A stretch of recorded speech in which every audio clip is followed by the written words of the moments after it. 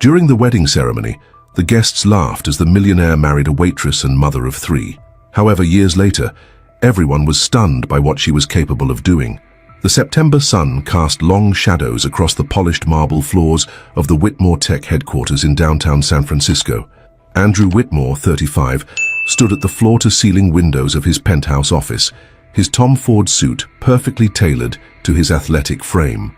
Below him, the city sprawled out in a tapestry of wealth and innovation, from the gleaming spires of the financial district to the fog-kissed Golden Gate Bridge in the distance. His fingers drummed against the crystal tumbler of 25-year-old Macallan as he watched his Aston Martin being valeted into the private underground garage. The $300,000 car was just another symbol of the success he'd built upon his family's legacy, a legacy that his sister Victoria reminded him daily he was now threatening. "Mr. Whitmore," his assistant's voice came through the intercom. "Ms. Chen from Goldman Sachs is here for your 2 p.m. Before he could respond, the heavy mahogany door swung open, and Victoria Whitmore Rhodes strode in, her Louboutins clicking against the floor. Her Hermes Birkin bag, a rare crocodile edition worth more than most cars, swung from her arm as she dismissed the assistant with a wave.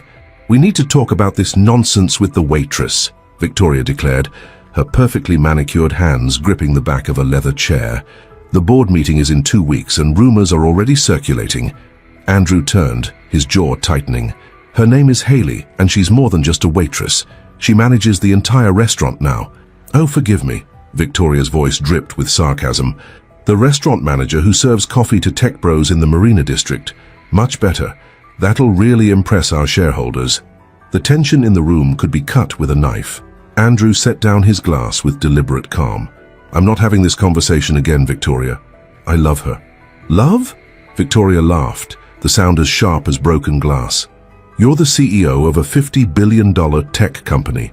Love is a luxury you can't afford right now, especially not with someone who has 3 kids from a previous marriage and a credit score that probably matches her shoe size." The sunlight caught the edge of a photo frame on Andrew's desk, a candid shot of him with Haley and her children at Baker Beach. Her youngest, Sophie, was building a sandcastle while Michael and Emma, the twins, were flying a kite. The joy in their faces was worth more than any merger deal he'd ever closed. "You haven't even given her a chance," Andrew said quietly. "She's brilliant, resilient, and her children are not our concern," Victoria cut in. "What is our concern is the Wang-Martinez merger. Did you know their board is already expressing reservations? They're old money, Andrew, traditional. They're not going to want to partner with a company whose CEO is playing house with—" The door opened again, and Caroline Whitmore, their mother, entered.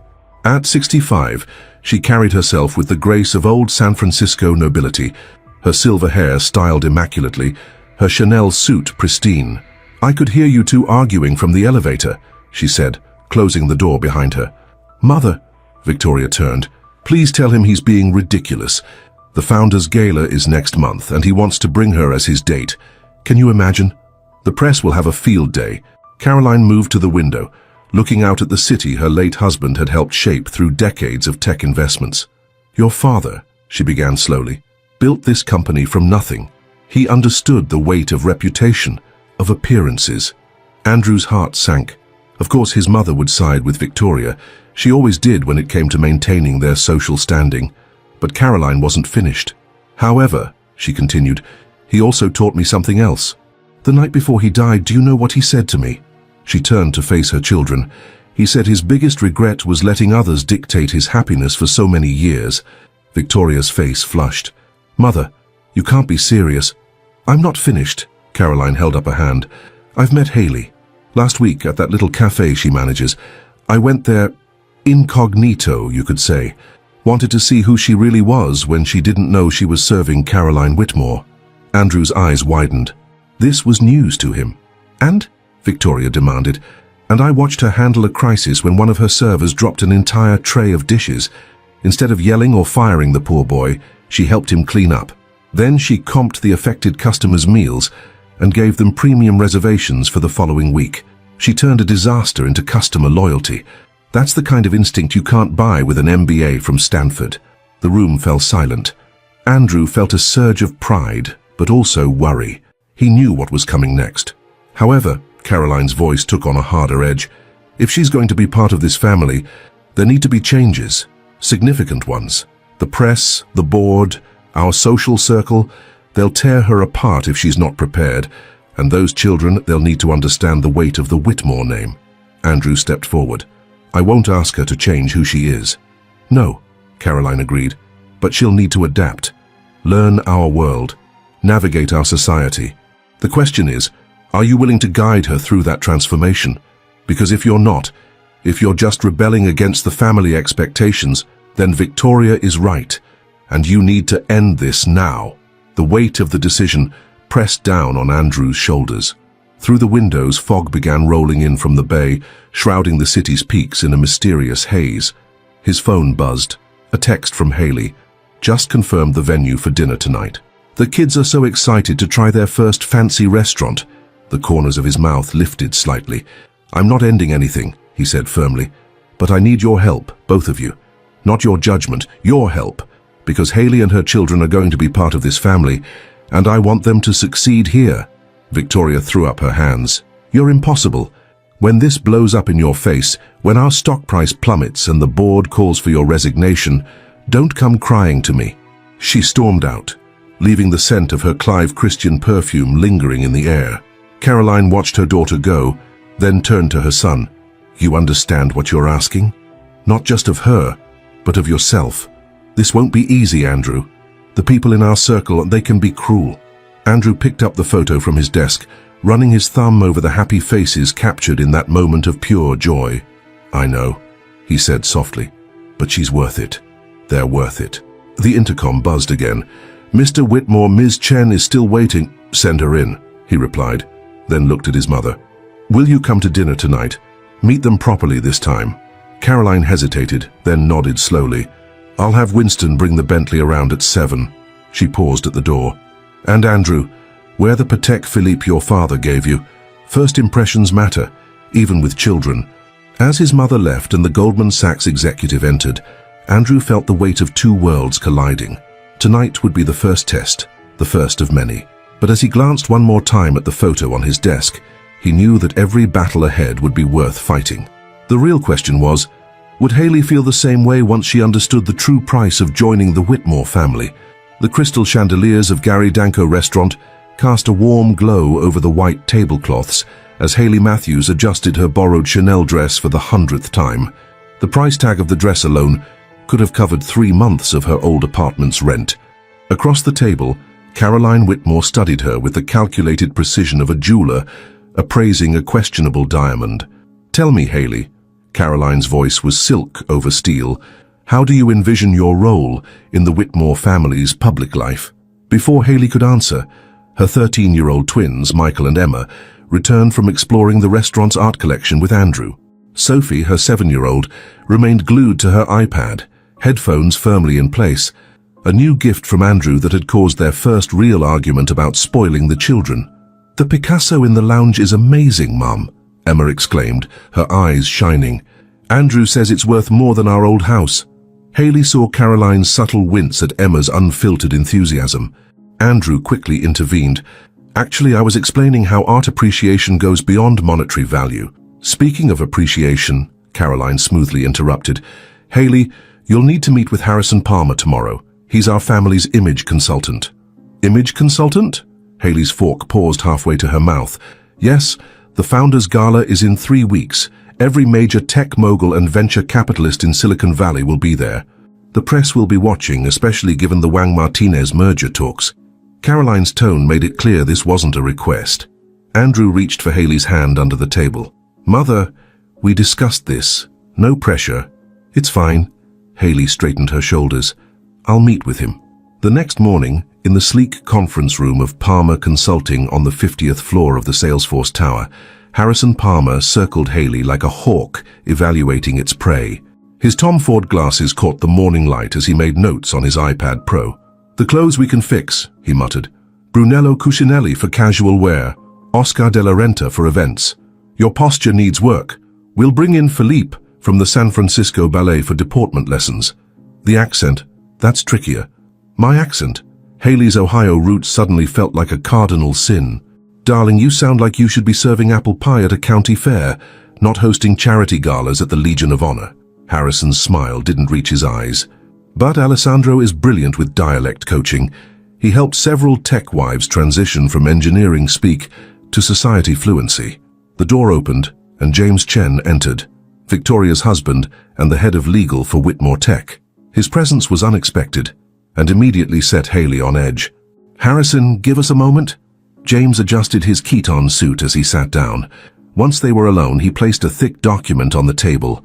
"This is a relationship agreement, standard for families of our position." "A prenup?" Haley's voice cracked slightly. "Much more comprehensive. It outlines behavioral expectations, public appearance requirements, social media protocols, and yes, financial terms." James slid the document forward. Victoria insisted on the moral clause. "Any public behavior deemed detrimental to the Whitmore name will result in immediate termination of all benefits and support." Haley's hands trembled as she flipped through the pages. "This is about my kids, isn't it? Teenagers can be unpredictable. Emma's TikTok account already has several videos about life in the rich kid world, as she calls it. That stops immediately." James's tone softened slightly. "Look, I know this seems harsh, but I'm actually trying to protect you. Victoria has hired private investigators." "She what?" Haley stood up so quickly her chair rolled backward. "Sit down, please." James waited until she complied. "They found some things. Your ex-husband's gambling debts.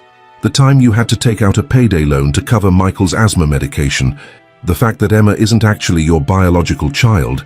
You became her legal guardian when her mother, your best friend, died." Tears burned in Haley's eyes.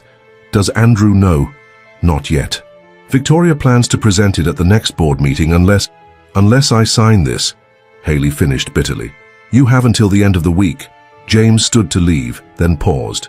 "For what it's worth, I think you're good for Andrew. But this world, it's not just about love, it's about power, appearance, legacy.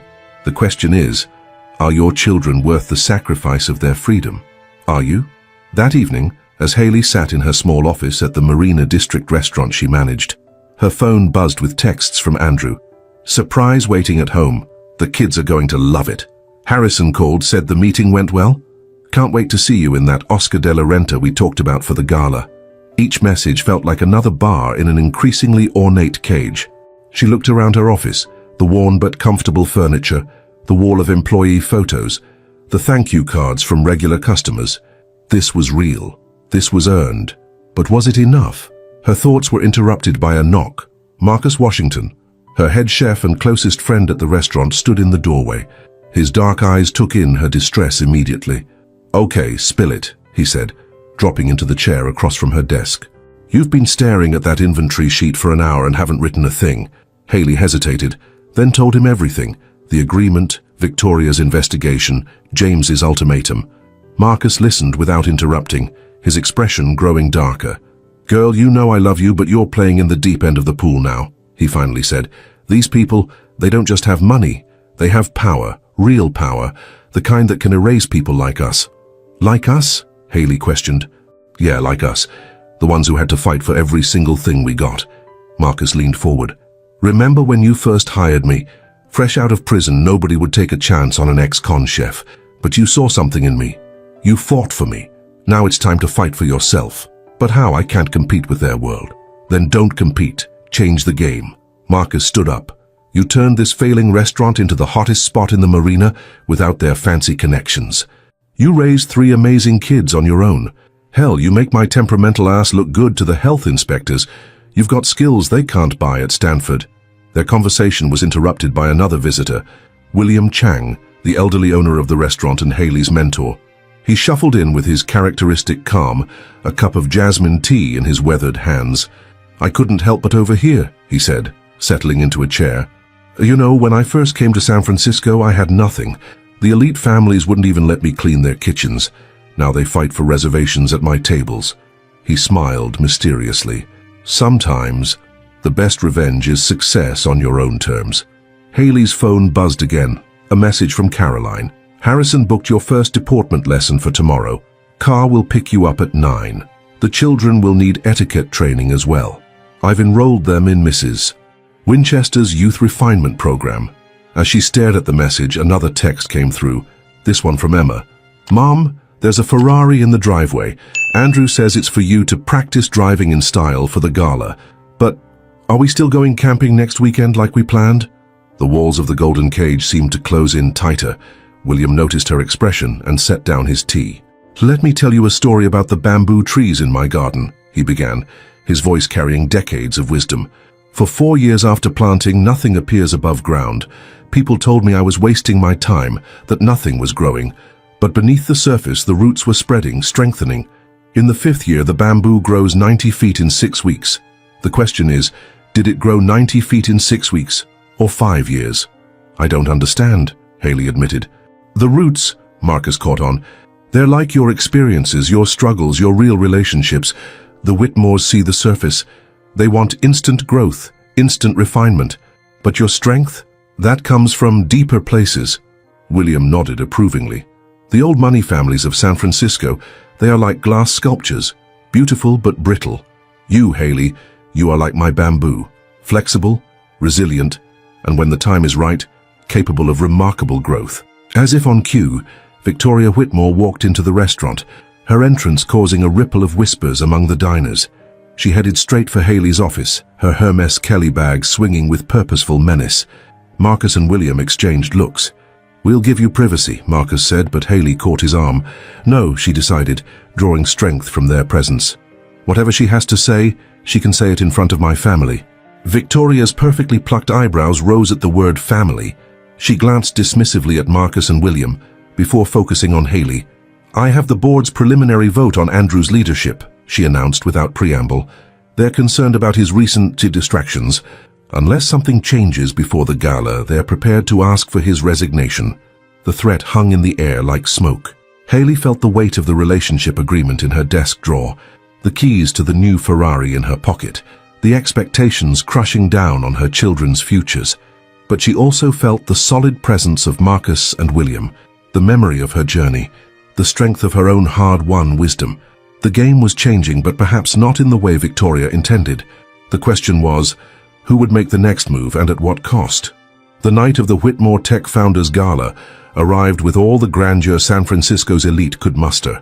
The Palace Hotel's grand ballroom sparkled with thousands of crystal lights, each one reflecting off the champagne flutes of Silicon Valley's most powerful players.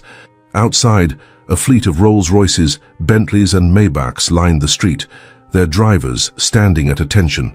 Haley stood before the gilded mirror in the hotel's VIP suite, barely recognizing herself in the custom Oscar de la Renta gown. 3 weeks of intensive coaching with Harrison Palmer had transformed her posture, her speech, her mannerisms. The Ohio accent was gone, replaced by the measured tones of old money San Francisco. But as she stared at her reflection, a different transformation caught her attention, the slight hardening around her eyes, the practiced curve of her smile. "Mom?" Emma's voice came from the adjoining room. "Mrs. Winchester says my curtsy isn't deep enough for the presentation." Haley closed her eyes, remembering the camping trip they'd had to cancel, the art classes Emma had to drop for deportment lessons, the way Michael had stopped playing his beloved guitar, because Victoria said it wasn't suitable for a future Whitmore. A knock at the door interrupted her thoughts. Caroline Whitmore entered, resplendent in vintage Dior, her family diamonds catching the light. "The Wang family has arrived early," she announced. "Mr. Wang specifically asked to meet you before the general reception. This could be crucial for the merger." She paused, noting Haley's expression. "Second thoughts?" "No," Haley replied automatically, the way she'd been trained. "Everything is perfect." Caroline's features softened unexpectedly. "You know, I wasn't always this way." She moved to stand beside Haley at the mirror. "I was a scholarship student at Berkeley when I met Andrew's father. My parents owned a small bookstore in the Mission District. The Whitmores, they weren't kind about it." Haley turned, surprised by this revelation. "How did you handle it?" "I adapted, survived, eventually thrived." Caroline's fingers traced the edge of her diamond necklace. "But I lost something in the process, something I'm only now beginning to recognize." She met Haley's eyes in the mirror. "Be careful you don't lose yourself entirely in this transformation." Before Haley could respond, Victoria burst in, her face flushed with barely controlled anger. "We have a situation," she hissed, thrusting her tablet forward.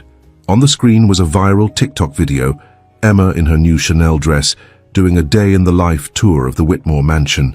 The video had already garnered millions of views, with comments ranging from fascination to outrage at the display of wealth. "I told you to control her social media," Victoria's voice rose. "The Wang family is incredibly private. If they see this, then they'll see a child adjusting to a new life," Hailey cut in, her voice steady. "A child who's still learning just like her mother."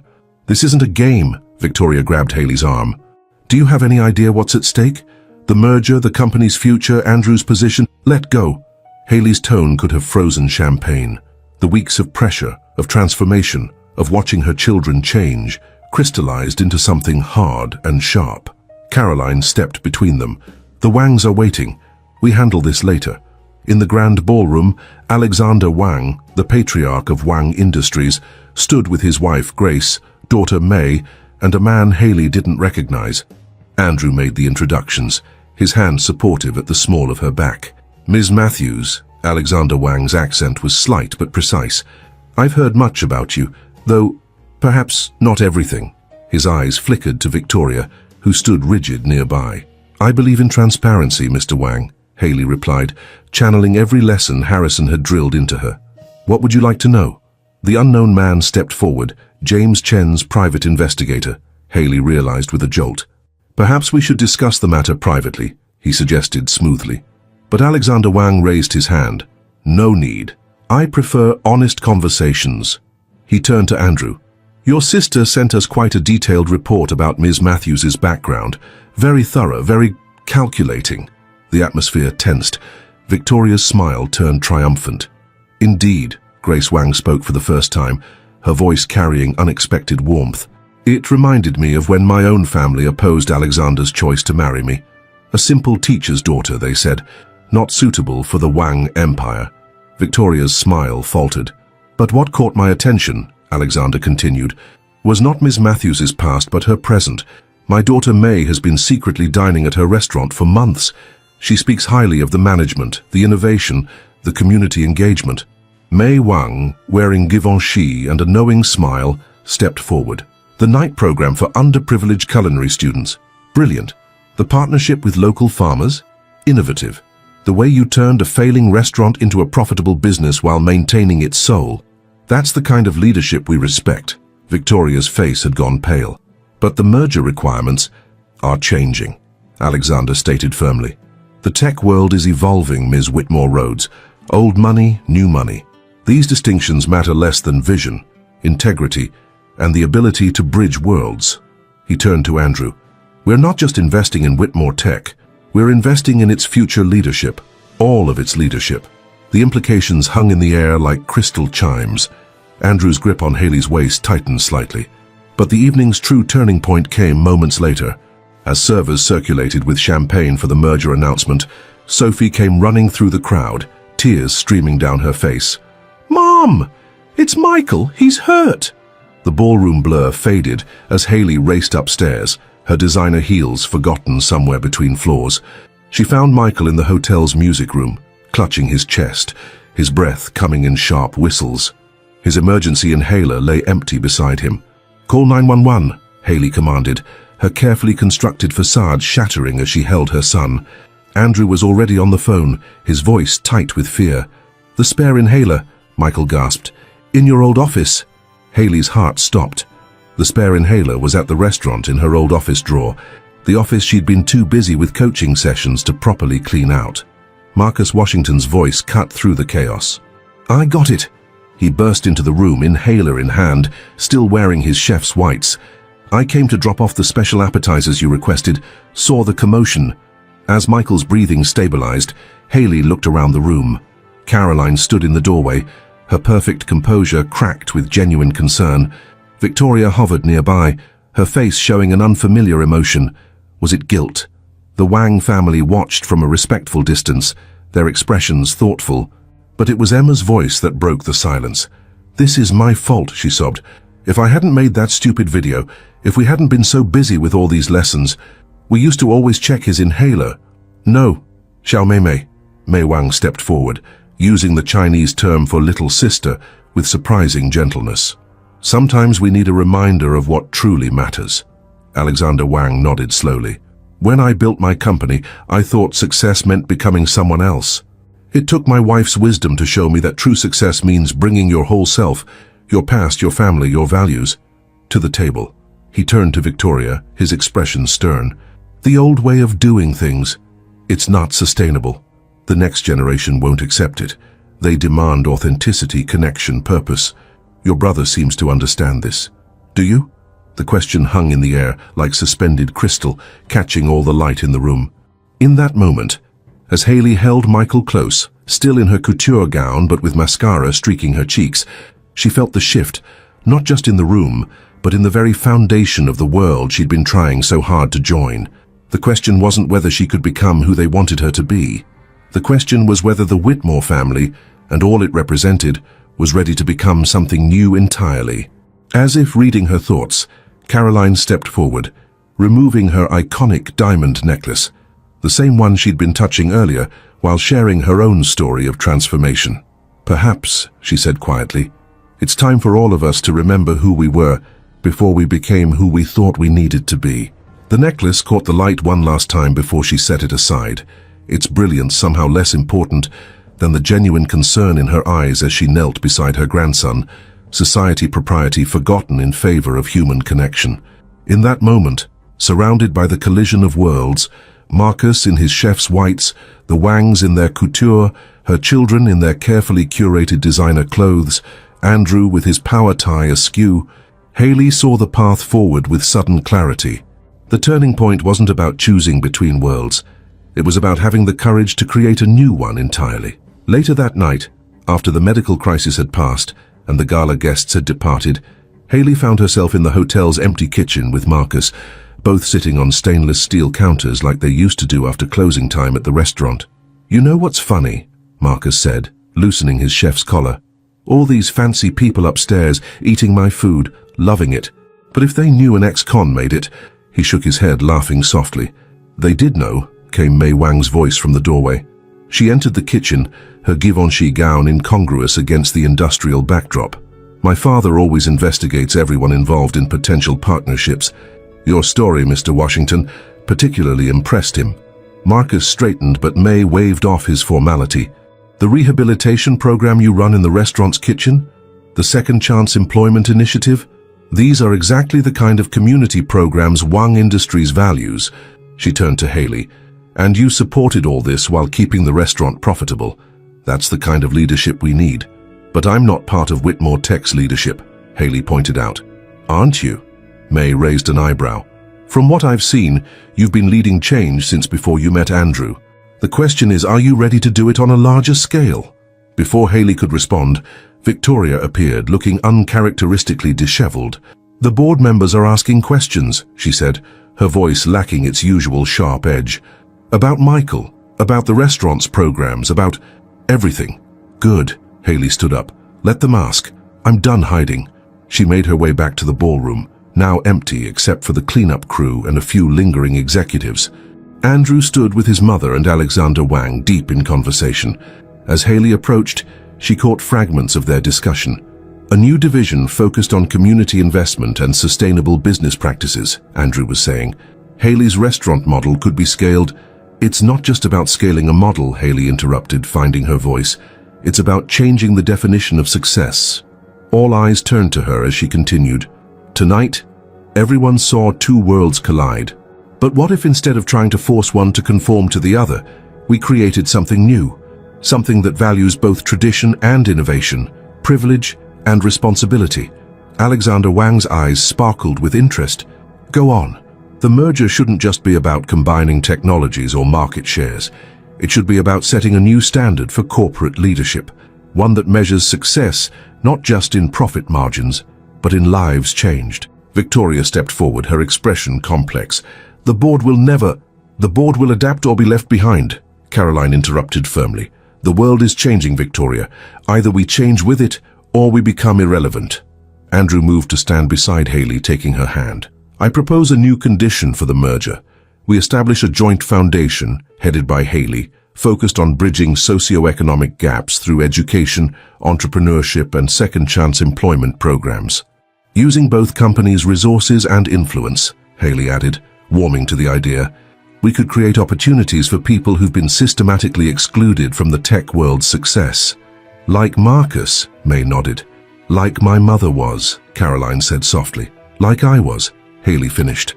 Alexander Wang exchanged a look with his wife, who smiled warmly. In China, we have a saying, Grace Wang offered. The bamboo that bends is stronger than the oak that resists. Tonight I've seen much bending, much strength. Victoria looked around the room at the changing tide of power and perspective. For a moment, her carefully constructed mask slipped, revealing something vulnerable underneath. I was wrong, she said quietly, the words clearly foreign to her tongue. Not just about you, Haley, but about what strength looks like. She took a deep breath. The programs at your restaurant, perhaps we could discuss them over coffee sometime. At your place, not some overpriced cafe.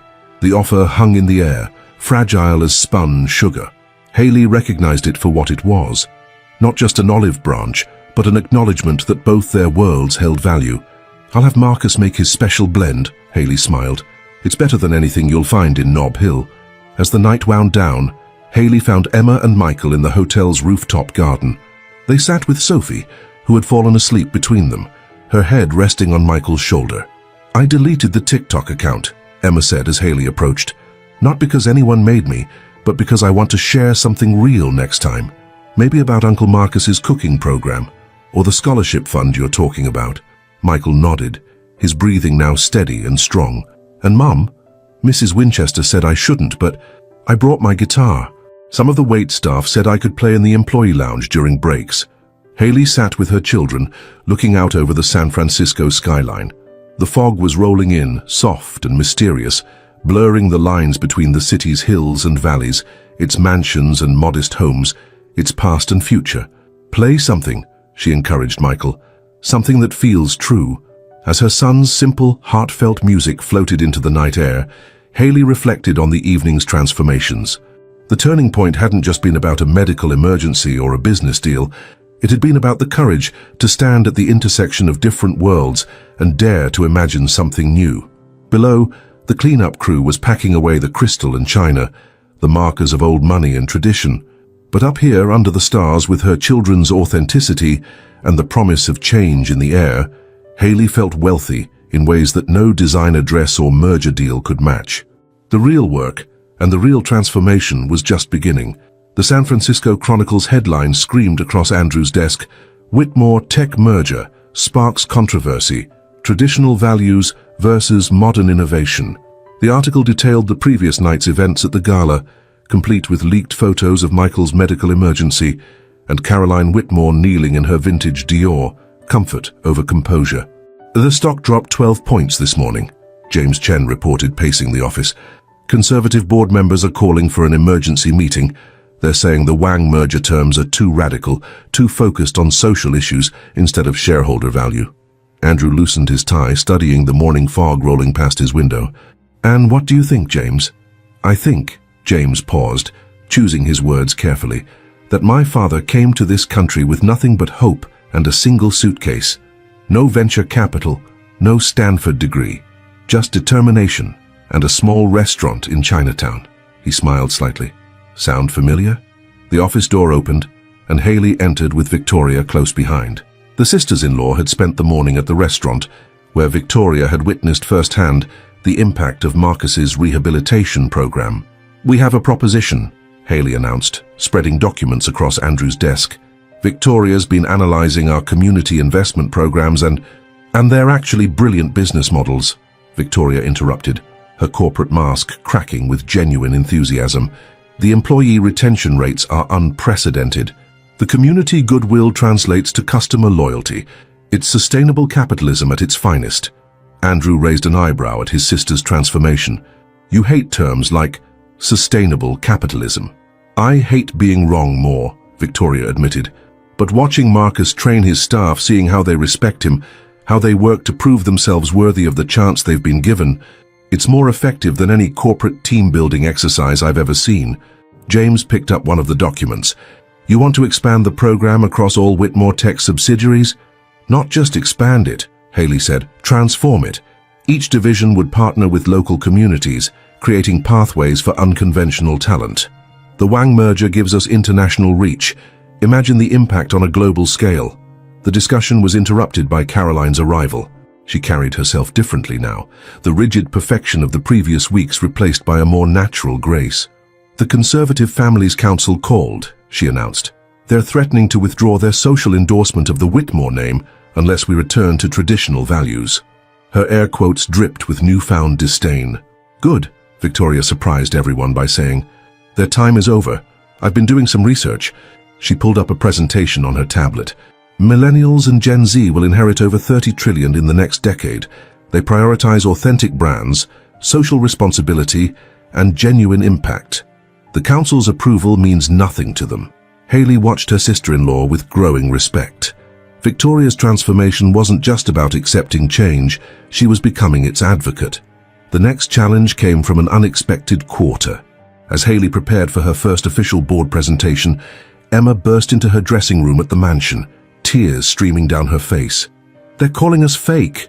She thrust her phone forward, showing social media comments about the family.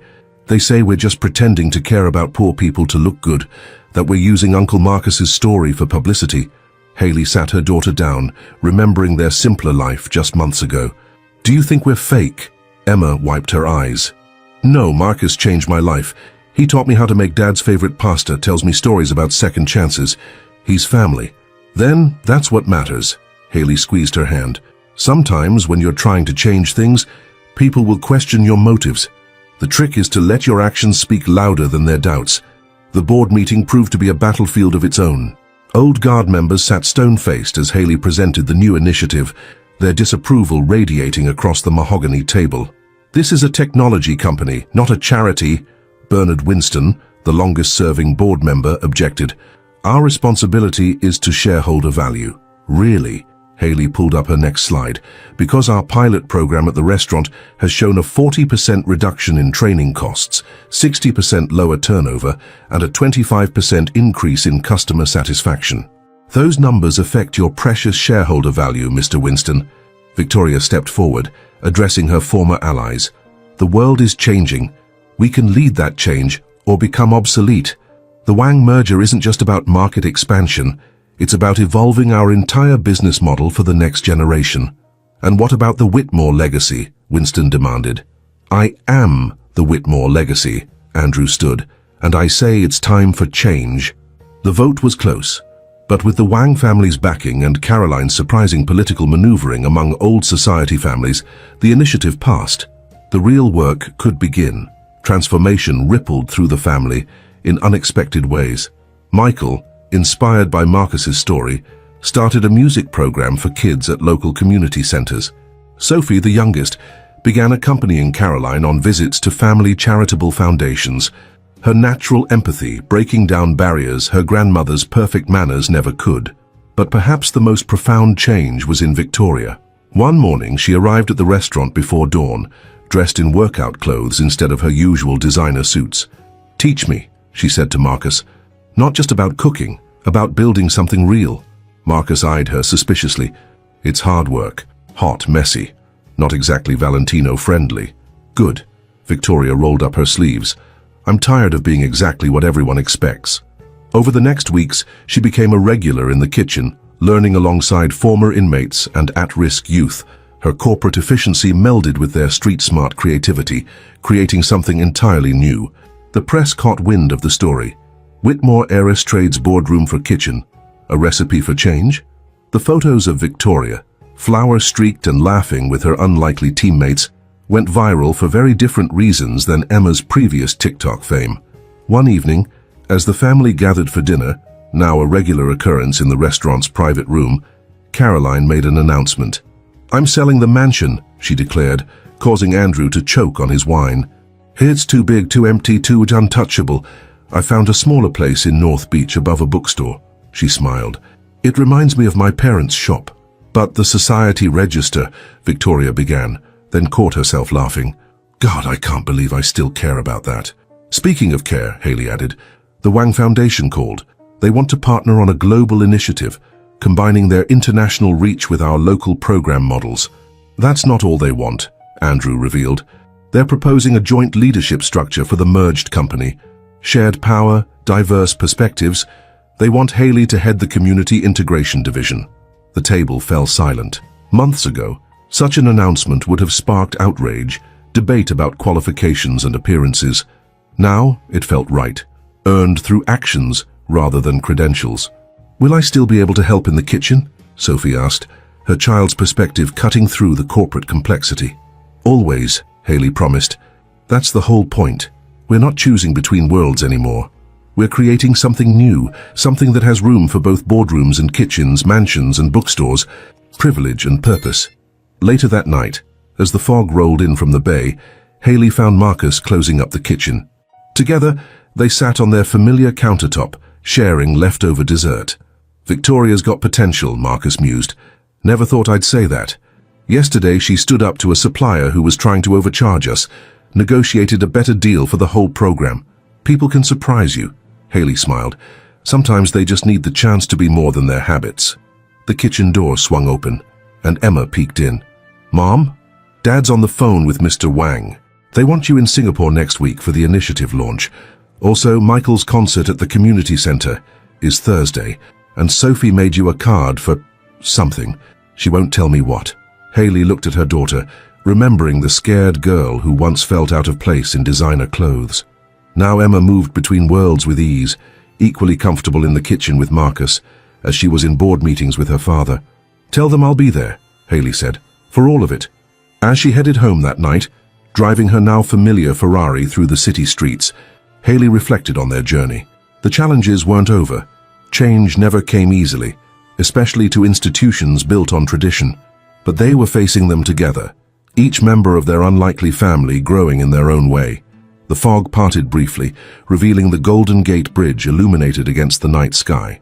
Like the bridge itself, they were connecting different worlds, building something both beautiful and functional, something that could withstand the winds of change while helping others make the crossing. The real victory wasn't in proving their critics wrong, or even in changing the company's direction. It was in the small moments. Victoria's flower-covered laughs, Caroline's eyes lighting up at the sight of a bookstore, Michael's music touching hearts in unexpected places, Emma's growing confidence in her own voice, Sophie's simple wisdom cutting through complexity. They were learning, all of them, that true strength didn't come from maintaining perfect facades or meeting others' expectations. It came from having the courage to be authentically yourself while helping others do the same. The transformation wasn't complete. It never would be. But that perhaps was the greatest lesson of all. Growth wasn't about reaching a perfect end state. It was about embracing the journey, with all its messiness and beauty, its challenges and triumphs, its unexpected alliances and profound revelations. And in that ongoing transformation, they had found something more valuable than social status or corporate power. They had found themselves and each other in the spaces between who they were expected to be and who they truly were. The next morning brought new challenges that tested their evolving dynamics. The Conservative Families Council had organized a boycott of Whitmore Tech's products, causing a temporary dip in retail sales. Several old money clients had withdrawn their children from Mrs. Winchester's youth refinement program after learning it was now offering scholarships to underprivileged students. "Let them go," Caroline said during an emergency family meeting. "I've been thinking, Mrs. Winchester's program needs an update anyway. What if we transformed it into something more meaningful?" Victoria looked up from her laptop, where she'd been analyzing the boycott's impact. "What do you mean? Instead of teaching children how to fit into old society rules, what if we taught them how to create new ones?" Caroline's eyes sparkled with purpose. "Leadership skills, emotional intelligence, social responsibility, real tools for the future. Like a modern finishing school," Emma chimed in, excited. "But instead of learning which fork to use, we learn how to start community projects and manage social impact initiatives." Michael, who had been quietly strumming his guitar in the corner, spoke up. "Some of the kids from my music program, they have amazing ideas about improving their neighborhoods, but they don't know how to make them happen." "That's it," Haley exclaimed. "We combine Mrs. Winchester's connections and experience with real-world skills and community engagement. The next generation of leaders shouldn't just know how to attend galas, they should know how to make them matter." The idea quickly took shape. Mrs. Winchester, initially skeptical, became an enthusiastic supporter after spending a day at Marcus's kitchen program. Her expertise in social navigation found new purpose in teaching young leaders how to move between different worlds effectively. The program's first test came when Sophie's class was assigned to organize a fundraising event. Instead of the traditional debutante ball, the children proposed a multicultural food festival featuring recipes and stories from their diverse backgrounds. "But where will we hold it?" Mrs. Winchester fretted. "The Palace Hotel won't—" "We'll hold it in the street," Sophie declared with the confidence only a 7-year-old could muster. "Like a block party, but fancy. The whole neighborhood can come." The event became a symbol of their new approach. Food trucks staffed by Marcus's program graduates parked alongside Michelin-starred chefs. Children in designer clothes learned traditional dances from their classmates' grandparents. Old money mingled with new ideas, and something beautiful emerged from the collision. William Chang, watching the festivities from his restaurant's entrance, nodded approvingly. "Your bamboo has grown strong," he told Haley, "and now it provides shade for others to grow beneath it." The success sparked a wave of interest from unexpected quarters. Other tech companies began inquiring about their community integration models. Traditional social clubs requested partnerships with their youth leadership program. Even Bernard Winston, their fiercest board critic, was seen enjoying street tacos with his grandchildren at the festival. But perhaps the most significant transformation was happening within the family itself. One evening, as they gathered for their now regular family dinner at the restaurant, Victoria made an announcement that left everyone stunned. "I'm stepping down as VP of Corporate Strategy," she declared. The room fell silent. "I want to focus on expanding our community culinary program. Marcus needs help managing the growth and—" She smiled. "I've discovered I'm actually pretty good at coaching people who want second chances." "But your career," Andrew began, "is evolving," Victoria finished. "Just like everything else." She reached for James's hand. "Besides, we have some news. We're expecting, and I want our child to grow up seeing both sides of life, the boardroom and the kitchen, the mansion and the street, the power of privilege and the strength of purpose." The news sparked a celebration that lasted well into the night. As staff and family mingled freely, sharing stories and dreams, Haley watched the scene with a full heart. Every person in the room had changed, grown, discovered new aspects of themselves they never knew existed. Caroline had found her voice again, advocating for education reform with the same passion she once reserved for maintaining social hierarchies. Andrew had learned to lead with both strength and compassion, balancing corporate responsibilities with human connections. Emma was developing into a thoughtful young woman who used social media to amplify community voices instead of showcasing wealth. Michael's music had become a bridge between worlds, bringing together children from different backgrounds through the universal language of art. Even little Sophie, wise beyond her years, was growing into a natural mediator between old and new ways of thinking. The transformation hadn't been easy. They'd faced resistance, setbacks, and moments of doubt. But with each challenge, they'd grown stronger, more authentic, more connected to each other and their evolving vision of what family, success, and legacy could mean.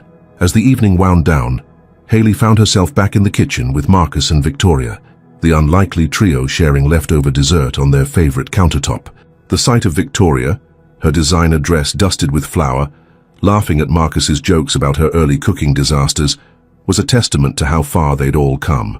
"You know what's funny?" Victoria mused, resting a hand on her barely visible pregnancy.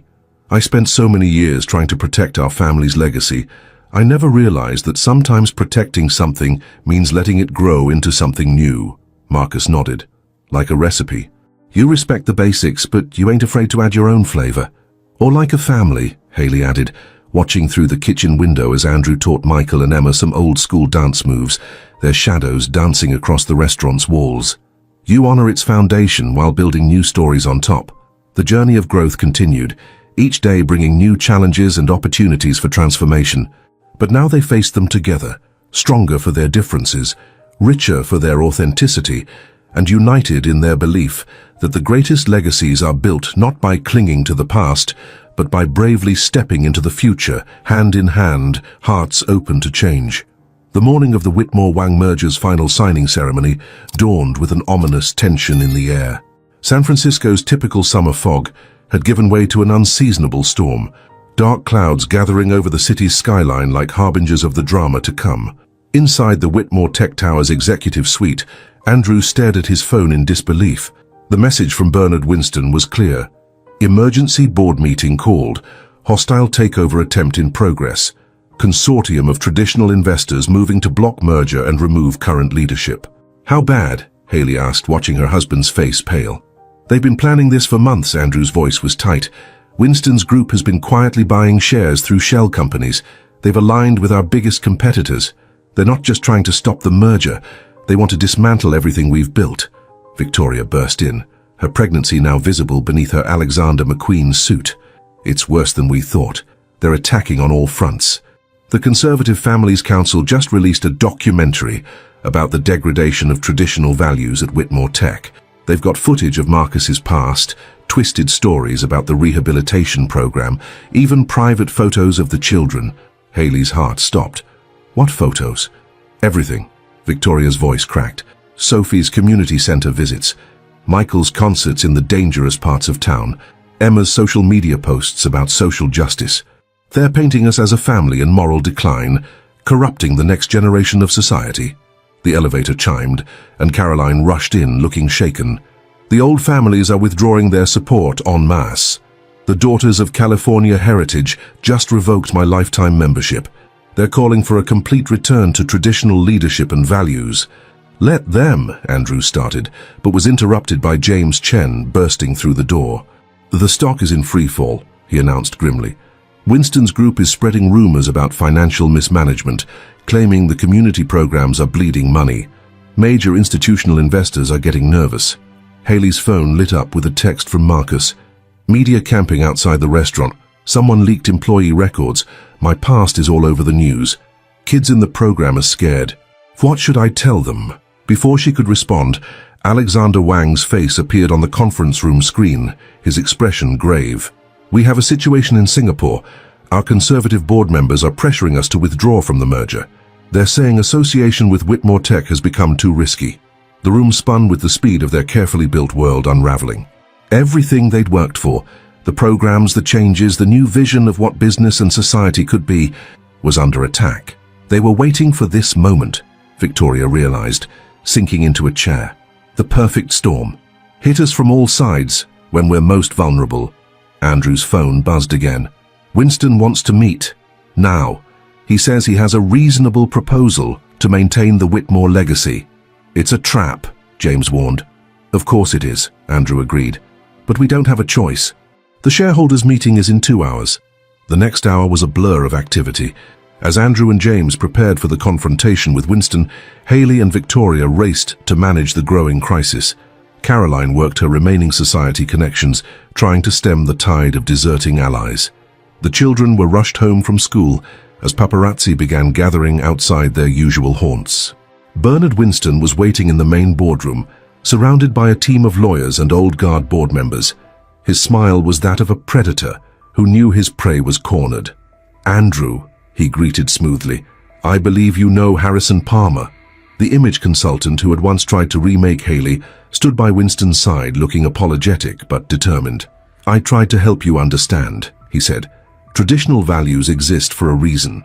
Structure, stability, order. You mean control, Haley cut in, entering the room despite Andrew's attempt to protect her from this confrontation. The ability to decide who belongs and who doesn't. Precisely, Winston nodded, unashamed. And you, my dear, never belonged. None of this belonged. The street criminals in executive dining rooms, the society children playing in slums, the mixing of classes and cultures. It's unnatural. What's your proposal? Andrew demanded. Winston's smile widened. Simple. You step down as CEO. We install traditional leadership.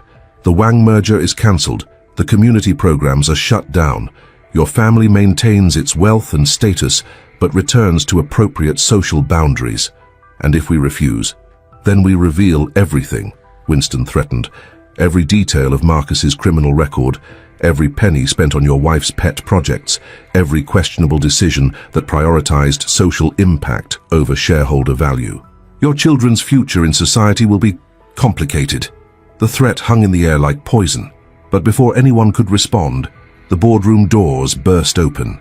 Emma, Michael and Sophie walked in, followed by Marcus and a group of program participants, former inmates in chef's whites, standing tall despite the cameras flashing through the windows. "We heard everything." Emma's voice shook, but held firm. "And we have something to say." "This is a private meeting," Winston began, but Caroline's voice cut through. "No," she declared, entering behind the group. "This is a family matter, and they are family." Michael stepped forward, guitar in hand. "You talk about legacy and tradition. Well, here's a tradition worth keeping." He began to play, not classical music or refined jazz, but a soulful blend of styles that spoke of both struggle and hope. One by one, Marcus's students shared their stories. Lives changed, families rebuilt, communities transformed, real impact, measured not in stock prices but in human dignity. Emma pulled up social media on the boardroom's main screen, not her own accounts, but hundreds of posts from community members, employees, partners, and even competing companies, all rallying behind Whitmore Tech's vision of inclusive progress. Sophie, small but mighty, walked right up to Winston. "My teacher says true leadership is helping others grow, not keeping them small." The tension in the room was electric. Winston's facade cracked slightly. "Touching, but sentiment doesn't run a business.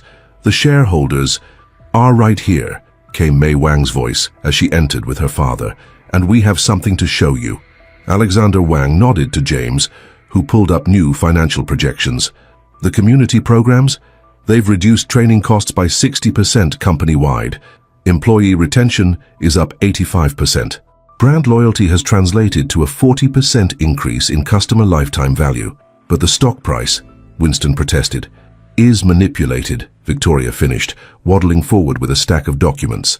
"We've traced the shell companies, the rumors, the coordinated attacks, all orchestrated to create artificial panic.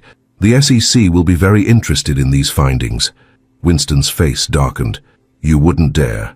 "The scandal would be fascinating," Harrison Palmer interrupted, stepping away from Winston's side. "A story of old power trying to crush new progress, of fear fighting hope. I wonder how that would play in today's social climate." Winston looked around the room, seeing his support crumbling, but he had one last card to play. "The old families will never accept this change," he threatened. "You'll be outcasts.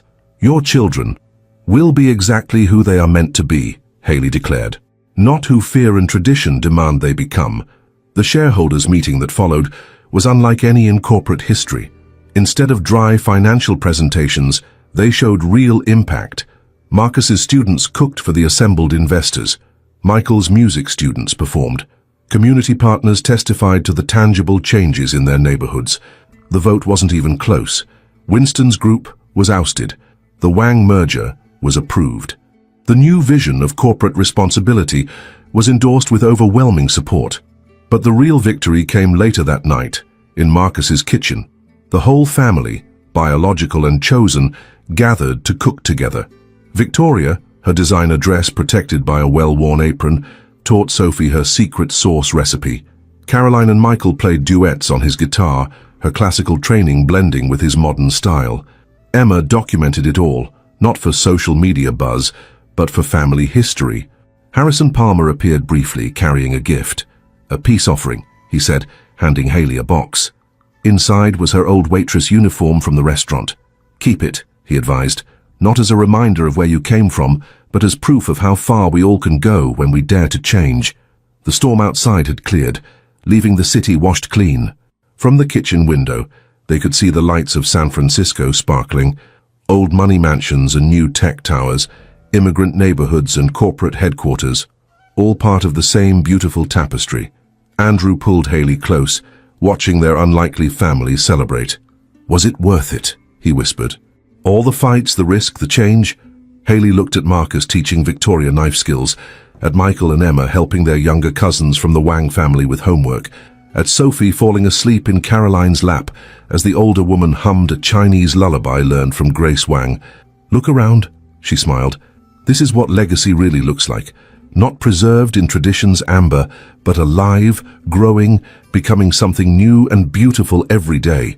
The next morning, as dawn broke over the bay, the Whitmore Wang Memorial Foundation announced its first major initiative, a global program combining traditional wisdom with modern innovation, Old values with new vision, reaching across all the artificial boundaries that had once seemed so important.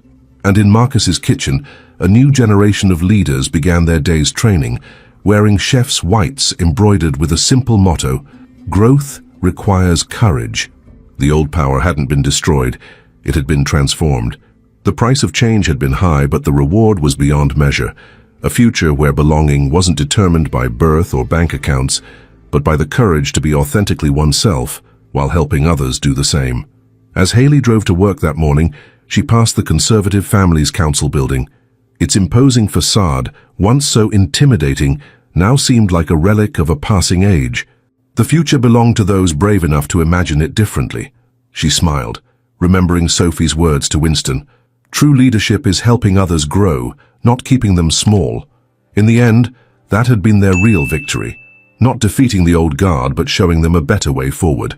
The price of change had been high, but the cost of remaining unchanged would have been infinitely higher. Sometimes, the greatest act of love for a legacy is letting it evolve into something new, something that could hold all the complexity and beauty of a world ready to grow beyond its old boundaries. And in that transformation, they had all found something precious, the courage to be fully, unapologetically themselves, while creating space for others to do the same. The real legacy wasn't in preserving the past, but in nurturing the seeds of a more inclusive, authentic future. That was worth any price. In the weeks that followed, the true magnitude of their victory and its ongoing challenges became clear. The media storm hadn't subsided. Instead, it had transformed into something more complex. Every major business publication wanted to analyze the Whitmore Revolution, as they called it. Social commentators debated the implications for corporate America. The story had struck a chord that resonated far beyond San Francisco. One morning, as Haley prepared for another round of interviews, she found Victoria in the mansion's library, surrounded by old family photographs. "Look at this," Victoria held up a faded image. "Father's first board meeting. All men, all white, all wearing the same expression of careful disdain." She picked up another photo. "And here's last week's leadership meeting." The contrast was stark. The new photo showed a diverse group. Marcus in his chef's whites discussing community engagement, Mei Wang presenting innovation strategies, former program participants now serving as department heads. Children, including Michael, Emma, and Sophie, sat in on the meeting, their presence a reminder of who they were really building the future for. "I found something else," Victoria said softly, pulling out an old journal. "Father's private thoughts about the company. Listen to this. Sometimes I wonder if we've built not a legacy but a prison of expectations. My children will inherit wealth, but at what cost to their souls?" The discovery sparked a new initiative. That afternoon, in a packed auditorium at Stanford Business School, Andrew and Haley launched the Whitmore Center for Conscious Capitalism. But instead of a traditional academic presentation, they created something different. The stage was set up like Marcus's kitchen. As Andrew discussed corporate transformation, Marcus and his team prepared meals for the audience. While Haley explained their community integration model, Michael and his music students provided a soundtrack that blended classical pieces with street rhythms. Emma and her social media team documented it all, showing in real time how authentic storytelling could bridge worlds. "Business isn't just about profit and loss statements," Andrew told the assembled future leaders. "It's about the stories we choose to tell, the boundaries we dare to question, the communities we commit to serve." Bernard Winston attended the presentation, sitting quietly in the back. When it was over, he approached Haley, his usual confidence replaced by something more contemplative.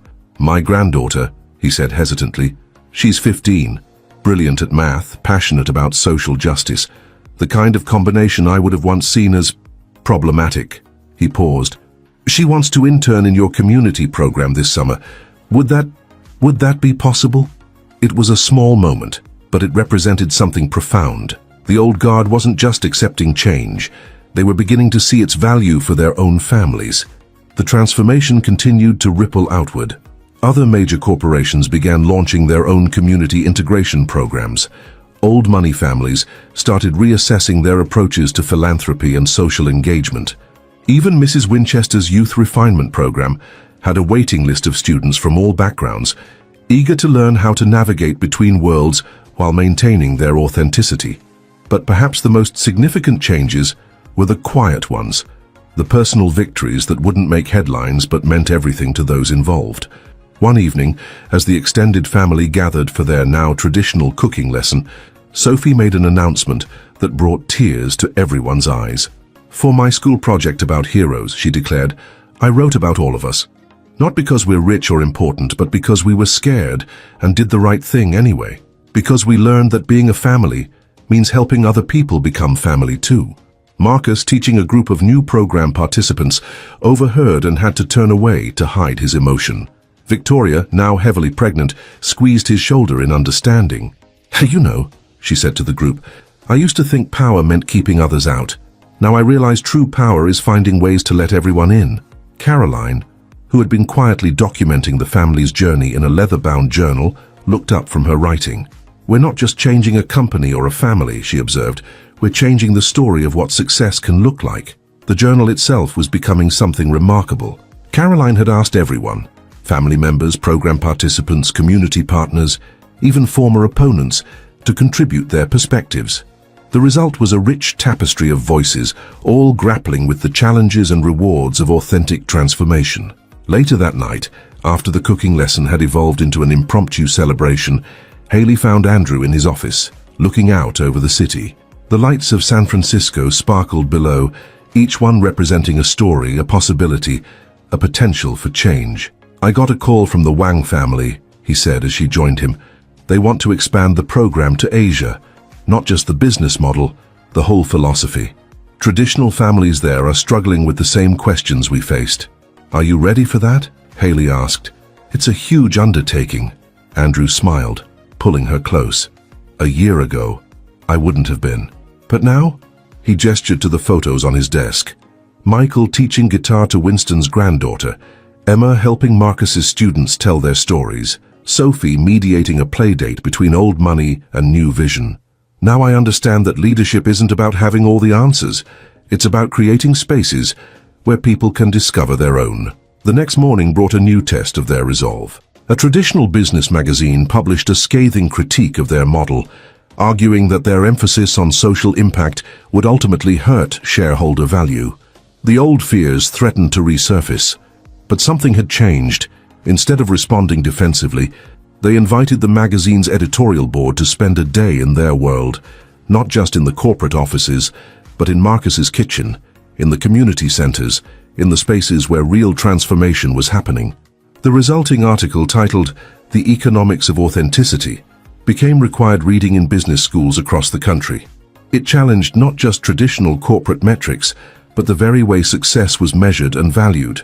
As Haley read the article, sitting in her office that seamlessly blended corporate efficiency with community warmth, she reflected on the true price of change.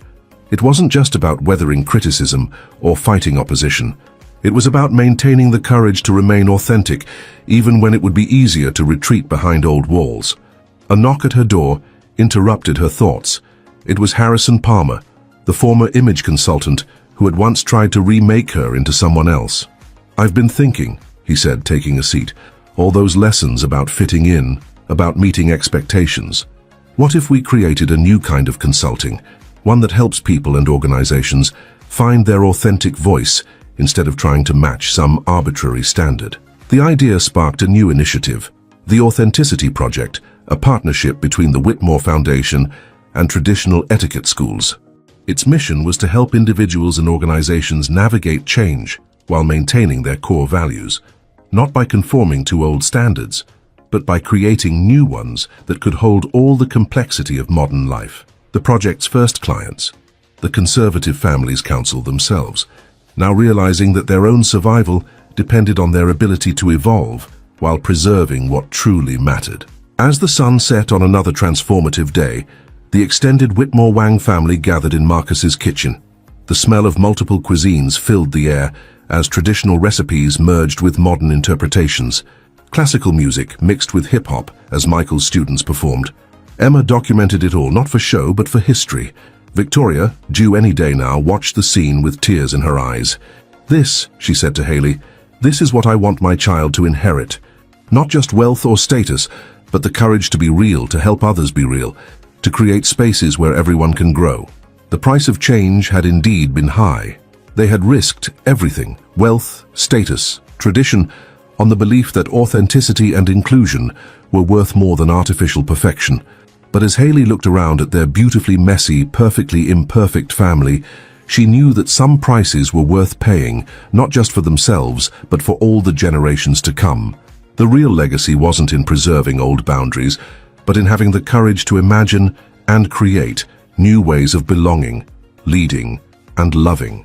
And that was a prize beyond measure. 5 years had passed since the dramatic shareholders' meeting that changed everything.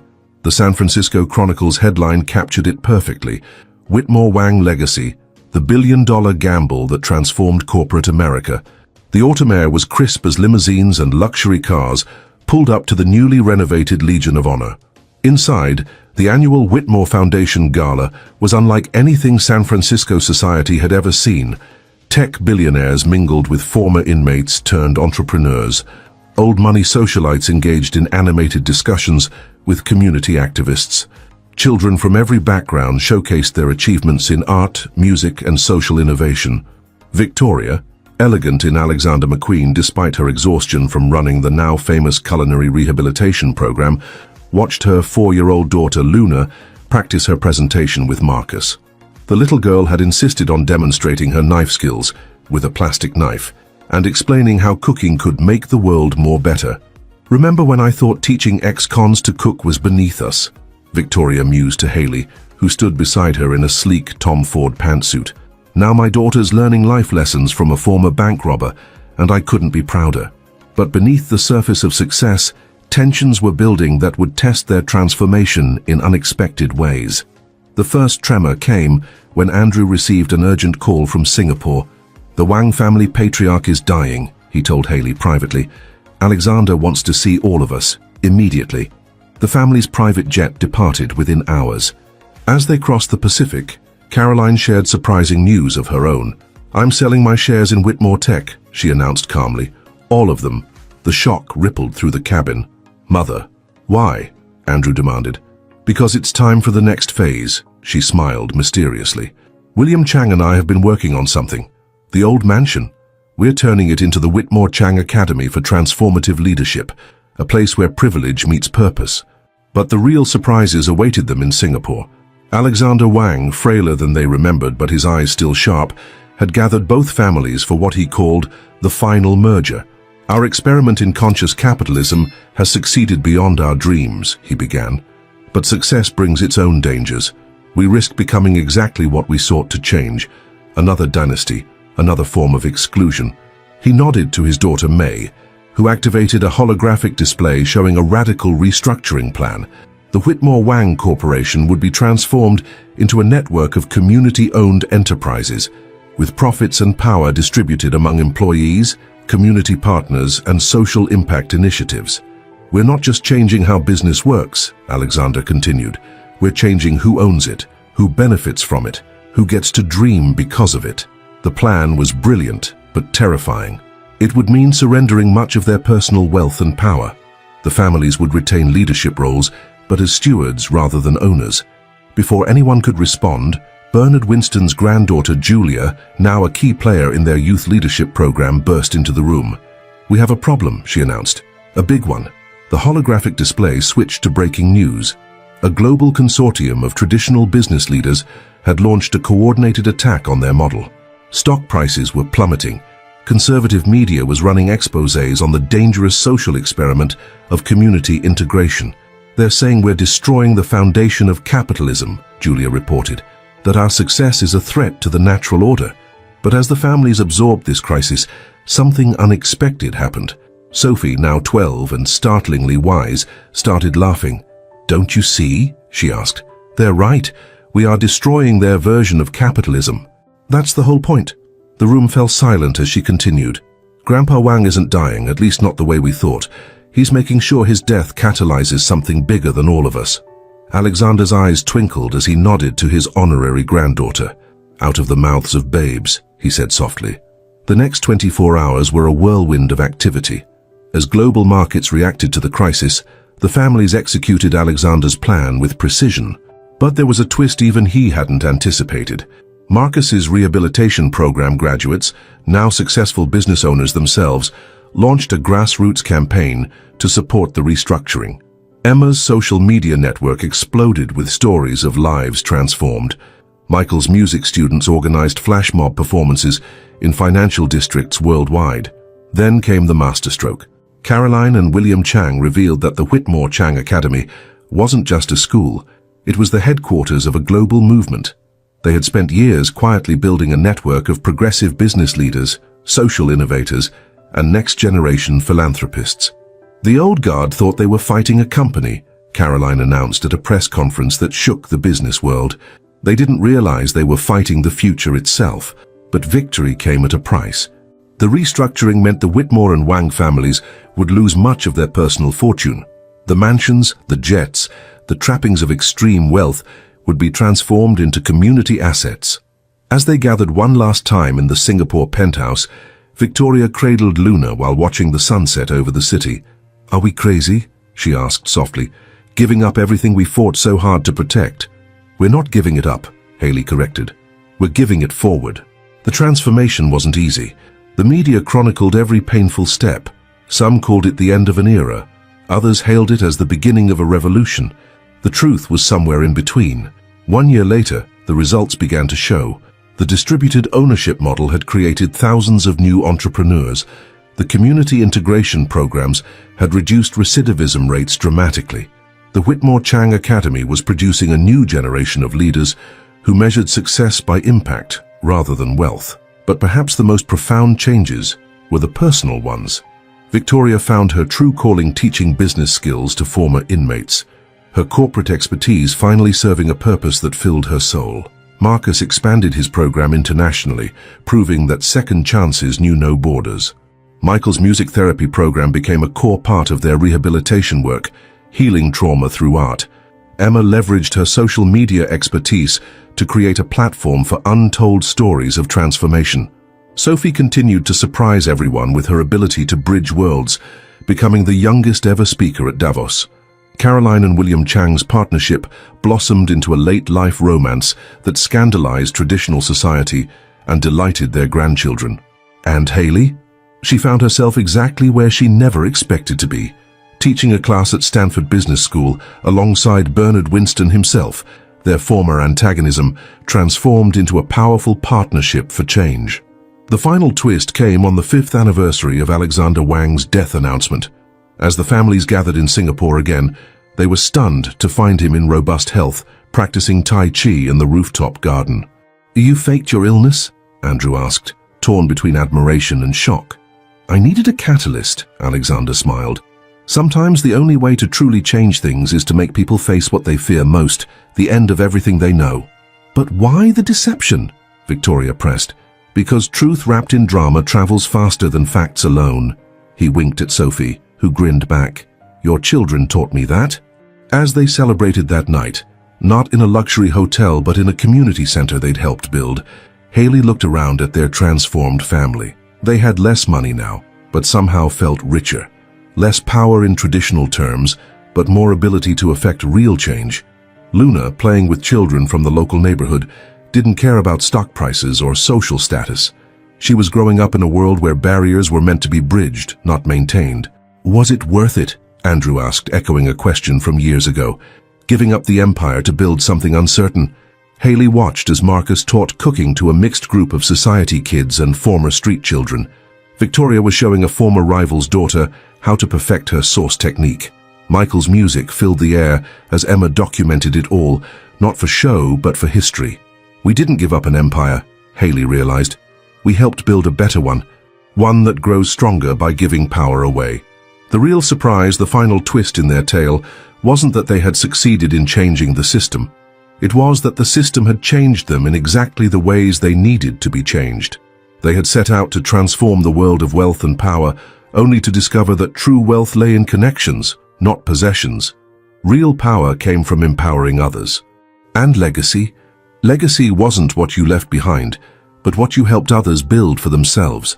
As the evening wound down, Sophie gathered everyone for a toast. "To the price of change," she said, raising her glass, "and to the priceless rewards it brings." Looking out over the Singapore skyline, where old money towers stood alongside new community spaces, Hayley understood at last. They hadn't just changed a family, a company, or even an economic system. They had changed the story of what was possible when people dared to imagine a different kind of success, and that was a legacy worth any price. 10 years later, San Francisco. The old restaurant in the Marina district looked different now. The simple facade had been preserved, but the interior had been transformed into a unique blend of casual comfort and thoughtful elegance. Photos of successful graduates lined the walls, alongside headlines chronicling the Whitmore Revolution that had changed corporate America. Hayley stood in the kitchen doorway, watching the scene before her with quiet satisfaction. Marcus, his hair now streaked with grey, was teaching a masterclass to a diverse group of students. Among them was Luna, Victoria's teenage daughter, her determination matching her mother's but tempered with a compassion that the old Victoria would have considered weakness. "Still your favorite spot?" Andrew's voice came from behind her. Time had added distinguished silver to his temples, and the lines around his eyes spoke of a decade of both challenges and laughter. "Always," Hayley smiled. "This is where everything began, and where it keeps beginning for others." Through the window they could see the city skyline. The Whitmore Tech Tower still stood proud, but it now shared space with community centers, educational facilities, and incubators for social enterprises. The Wang Whitmore Foundation's distributed ownership model had become a case study in business schools worldwide. The sound of guitars drew their attention to the restaurant's new music space, where Michael, now a renowned music therapist, was conducting a session with former inmates and hedge fund managers alike. His original program had expanded into a global network of healing through arts initiatives. Emma, who had transformed her social media expertise into a powerful platform for social change, was documenting the session. Her documentary series about second chances had won multiple awards, but she cared more about the lives changed by the stories she told. "Mom!" Sophie's voice rang out as she burst through the door, her Stanford Business School acceptance letter in hand. At 22, she embodied the bridge between worlds they had fought to build. "They want me to give a guest lecture about the Academy's impact." The Whitmore Chang Academy for Transformative Leadership, Caroline and William's legacy, had become a beacon for a new generation of leaders who saw profit and purpose as inseparable partners. Victoria arrived next, trading her designer suits for chef's whites years ago. Her rehabilitation program had expanded to 30 cities across 3 continents. "The new Singapore campus opens next month," she announced, hugging her daughter Luna. "Alexander wants us all there."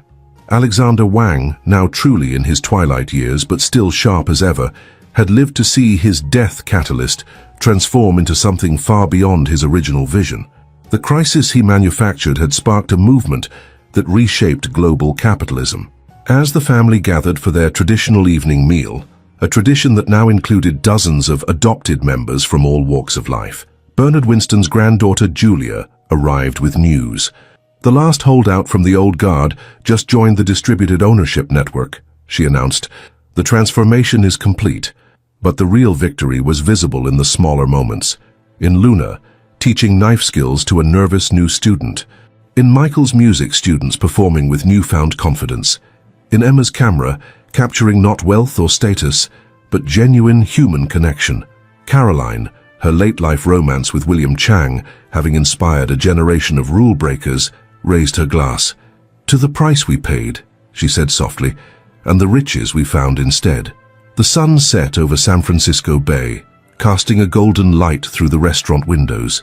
The fog rolled in, as it always did, blurring the lines between the city's hills and valleys, between its past and its future. In the kitchen where it all began, where a waitress dared to love a billionaire and a family dared to change, new stories were taking shape. New bridges were being built. New definitions of success were being written. Hayley looked around at her beautiful, complicated, expanded family, related by blood, choice, and shared purpose, and understood that their legacy wasn't in the empires they'd transformed or the wealth they'd redistributed. Their true legacy lived in the courage to imagine something different, in the wisdom to know that real change starts with changing yourself, in the understanding that the most valuable inheritance isn't money or power, but the ability to see beyond the boundaries of what seems possible. As the evening wound down, Sophie raised one final toast. "To the next generation," she said, looking at Luna and the other young leaders in the room. "May they build bridges we haven't even dreamed of yet." The future stretched out before them, not as a carefully preserved tradition, but as an ever-evolving story of transformation, connection, and the courage to grow beyond the boundaries of expectation. And in that ongoing story, they had found something far more precious than the wealth they'd surrendered or the power they'd transformed. They had found themselves and each other in the spaces between who they were expected to be and who they dared to become. That was the real legacy. That was the final victory. That was the price of change and its priceless reward. And it was just the beginning. What did you think of this story? Leave a rating from 0 to 10 in the comments below with your answer. We'd love to hear your thoughts. And if you missed our last story, here's what happened. Amid the glamour of a lavish wedding ceremony, a single act shattered the spell. The groom, without hesitation, slapped the bride. But what he didn't know was that this act would mark the beginning of a twist fate had meticulously planned, one that would change everything in unimaginable ways. Curious to find out what happened in this unmissable tale? Click now on the video appearing on your screen and dive into a story that weaves betrayal, power, and twists as impactful as that slap. See you there.